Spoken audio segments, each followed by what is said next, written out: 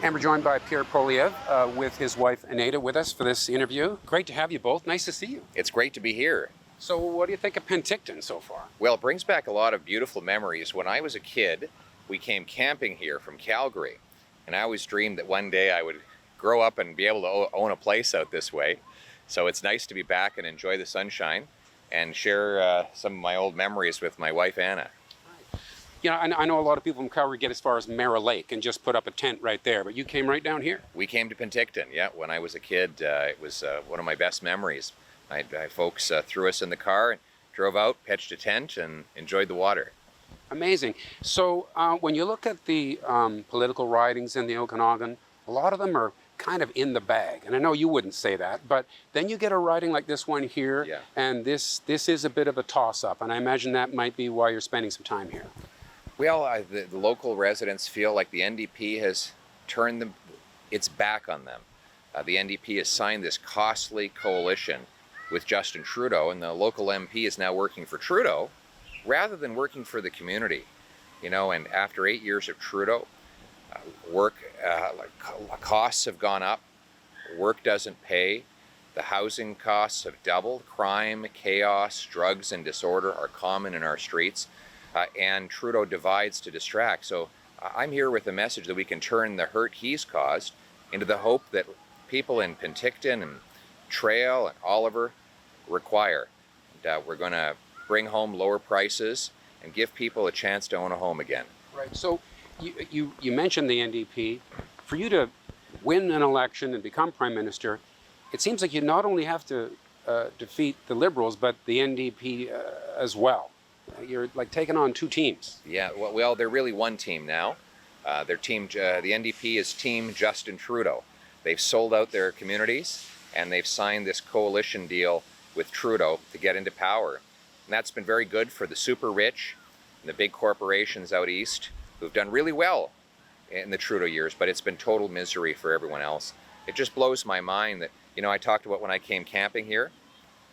This summer, 30% of Canadians have canceled their summer vacations because they can't afford Trudeau and the NDP, the taxes, the inflation, the interest rate hikes.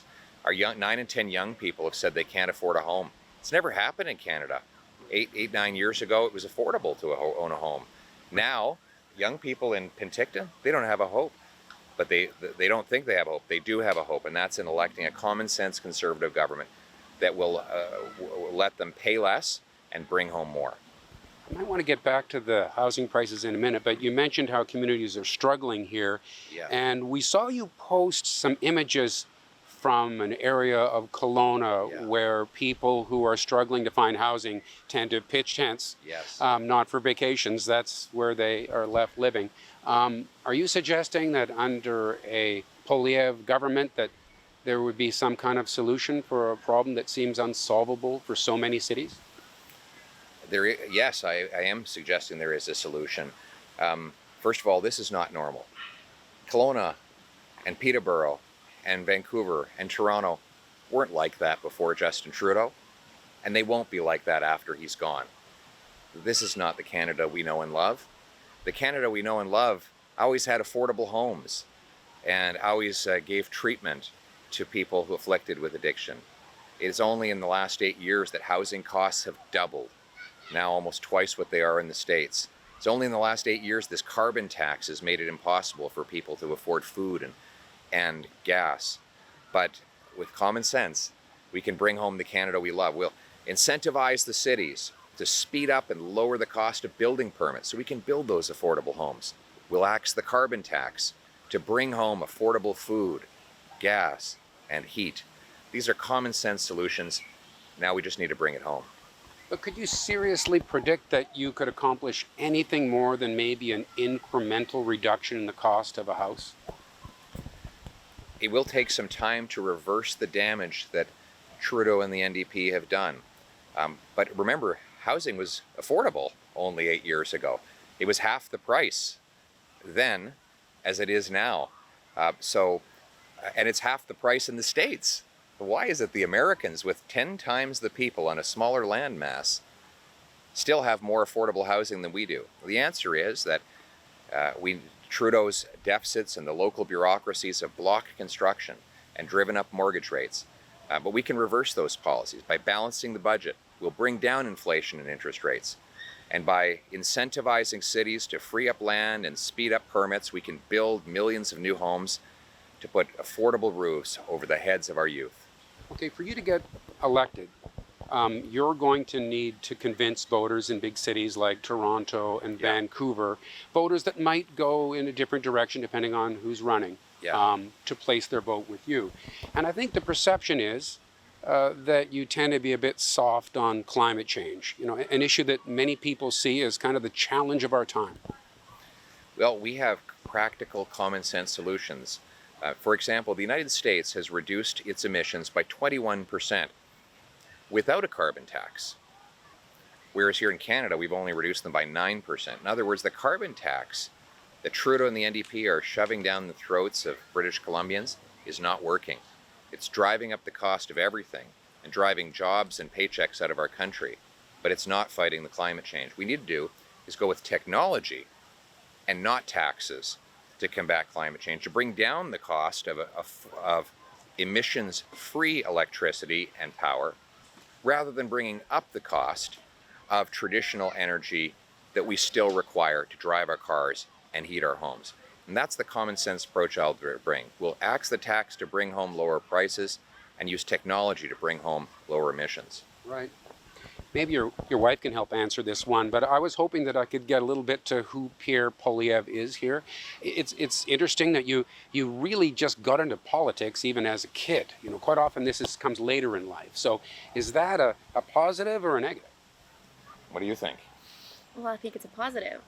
I think it positions you to understand better how to get things done. Yeah. 25 elected as an MP. Yeah, look, I didn't have a famous last name. I was born of a... It's hard to spell, though. It's hard to spell, and for a lot of people, hard to say. I don't care about it, as long as they know how to put an X beside it. That's the important thing. So, no, listen, I was born to a 16-year-old mother, put me up for adoption to 2 school teachers, and they taught me that in Canada, it doesn't matter where you come from, it matters where you're going. It doesn't matter who you knew, it matters what you can do. And that's the country my wife came to as a refugee. It's the country we want our kids to inherit. It's not the country we see around us today, but it's the one I've been fighting for all of my adult life. And when I become Prime Minister, we're going to bring home that Canada that we know and love. Your first big job was being an advisor to Stockwell Day? Yes, that was I worked for him on Parliament Hill in the early 2000s, not long after he had been elected out here in the Okanagan. Please tell me you're not the one that advised him to get on a jet ski to show up to that news conference. Please. Stock's a great guy. He worked hard for this area, and I think he won a lot of respect from people out this way. Right. So, you know, it is a bit of a mountain to climb for you. Like I say, you've got a couple of parties that are sort of stacking themselves on top of each other against you. What is your path to victory? And does that mean sort of moving to the middle a little bit to pull voters in that might not otherwise vote Conservative? I think it means common sense. Common sense is what is so uncommon with this costly NDP Liberal coalition. Look, the bottom line is Canadians will vote for a party that will make life affordable again. And that, for me, I am the only one who has a plan to do that. By axing the carbon tax to lower gas, heat, and groceries. By lowering income taxes so hard work pays off and people bring home more of each dollar they earn. By requiring cities increase building permits by 15% a year to build more homes so that our young people can once again put a roof overhead.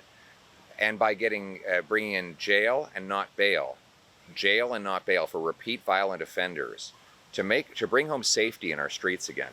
That's the kind of common sense that Canadians will vote for in the forthcoming election. So you've been described as a pit bull. Do you like that, or does that bother you? I think I'm more of a golden retriever. Friendly, affable, able to get along with anyone, but ready for a fight if one comes looking for me. Terrific. Thanks very much for your time today. Great to be with you in the beautiful Okanagan. And thanks to everyone here for letting me rekindle some wonderful childhood memories from my time here as a kid.